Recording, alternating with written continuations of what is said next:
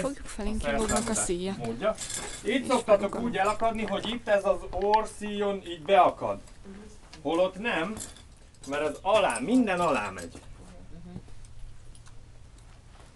Majd emelve tekerek. Vizsgaszerszámzat. Ez az a vizsgaszerszámzat. Igen, ez az. A másik nem az volt. A másik nem az volt. Jaj. A brandba.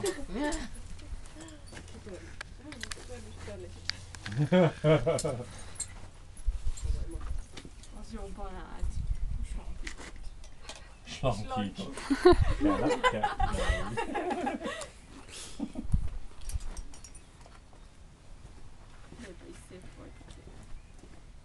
Ez is hasonlóan néz ki, csak van már rajta egy-két extra szíj, meg egy-két extrát még vagy egyet még föl se raktam rá, tehát... Hát ide akarsz. Hogy belevigyorog. Fölakasztottam szemből, tekertem egyet sörény irányba, jön a farmatring. Ha nem akarja teljesen a helyére, van olyan, akkor hagyjátok, egy picit megnyugodjon, ellazuljon, és akkor utána később egy picit helyére teszed, sokkal jobban jársz, mint hogy birkózol vele. Ez az istráng, ez modern kialakítású, karabineres csatolású, a hámfára végére a karikám ezzel csatol. Kis karikát kell meghúzni, és akkor záródik. Ez több tonna tervés, ez azt hiszem 5 tonnás ez a, tehát hatalmas erőt képes átvinni. Állaló, fogatosló, határozottan, ne ő diktáljon, előrébb van, jöjjön hátrébb. Úgy, ne ő diktáljon semmi nyugosan. Tehát meg kell húzni, és úgy nyílik, becsukolod, és akkor végül is ez a kis kallantyú rázár, jó? De esetleg meg kell tekercselni, és akkor könnyebben jön. Nincs lényege a csavarodott istrángnak, mivel ez tekeredik. Jó, ennél nincs. Ennek az istrángnak a hosszának a csatolása, állítása az itt lehetséges. Azt mondtam, hogy bicskával ki lehet vágni lovat, ha felborultunk. Ennél ez ennyi. Jó, tehát ez ezért tulajdonképpen egy modern, hivatalosan ez egy maraton szerszám, ahol fém a fémhez, és egyszerűen befűzök egy bőrszíjat, ez önmagát záró egység. Terhelés alatt is bontható, jó? Igen, szerintem is hulla jó.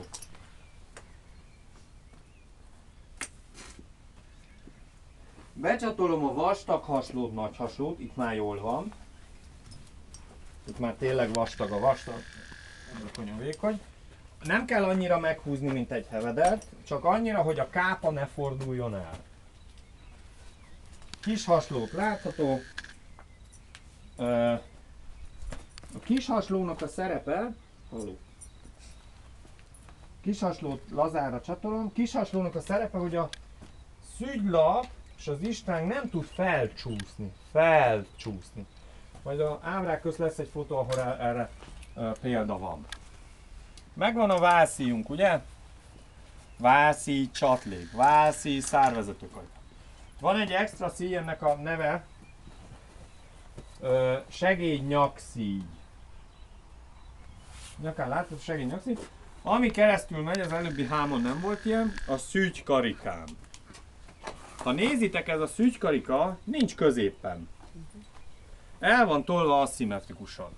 Ha a kocsihoz jövök, akkor logikus, a vektori eredők ugye oldalra húzzák a tartószíjat. Tartószíjat a szügykarikába csatolom be.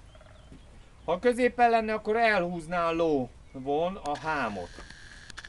Ezért van nem elhúzza, hanem mi csatoljuk, vagy bocsánat, az van aszimmetrikusan bevarva.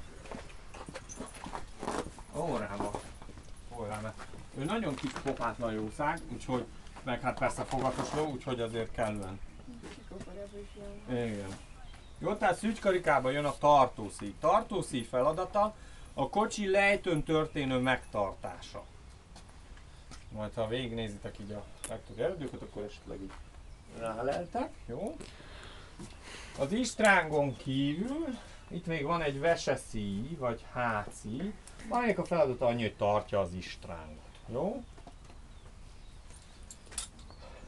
Ezen a szügylapon a szügykarika középtől balra van eltolva. Akkor ez rudas, vagy nyerges ló?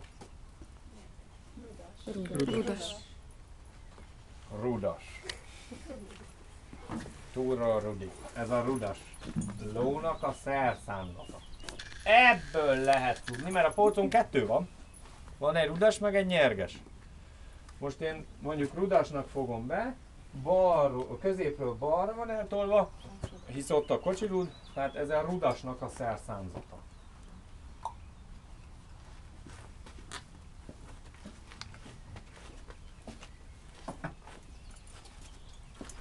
Kantár, csatlék, torokszíjcsatlék, torokszíjcsatlék.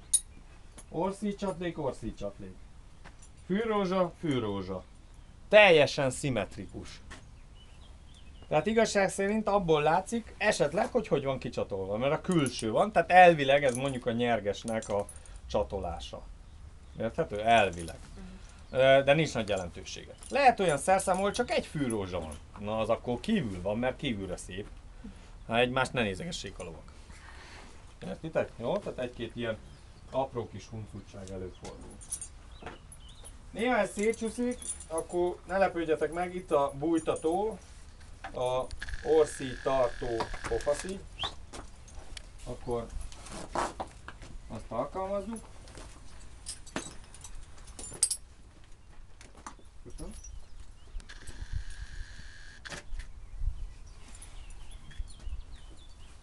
Jó. Torokszíj. Ez 5.-6. alkalomra már egész lazán és könnyeden fog nektek is menni. Sohasem egyedül dolgoztok, jó, mindig kettesen, mindig vizsgálni is, ugye lesz egy segédhajtó, aki ott fog, mellette ott sutyorog, én meg mondom, hogy kus, úgyhogy tök jól el lesztek ott. Jó. Felszerszámoztuk a lovat, hám rajta, kantár rajta, mit néztek ennyi? Hajtószár a bakon, a hajtószár akár lehetne itt is. Következő lépés a kocsi, nem? A ló kocsihoz vezetése. Ennek is van több módja. Ugye, hogy azért van szakma ebben is bőven?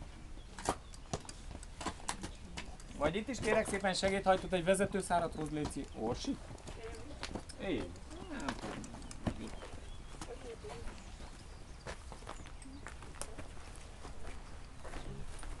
Nem. Disznó. Az segédnyapszik. Mutatok néhány módozatot, jó? Az egyik, kiengeded a féket, azt a kis csapot, köszönöm szépen. Az egyik módja, főleg csikóknál alkalmazok, hogy leállítod a lovat, azt fogod és ide húzod. És akkor a helyére kerül, látod? Lényegében. Ez az egyik mód. A másik módozat, hogy fogod, és úgy slattyogsz vele. Ne nézze a patáját! Úgy jössz mellé, hogy az a helyére kerül. Látod, a helyén van a ló. Lehet egy következő módozat.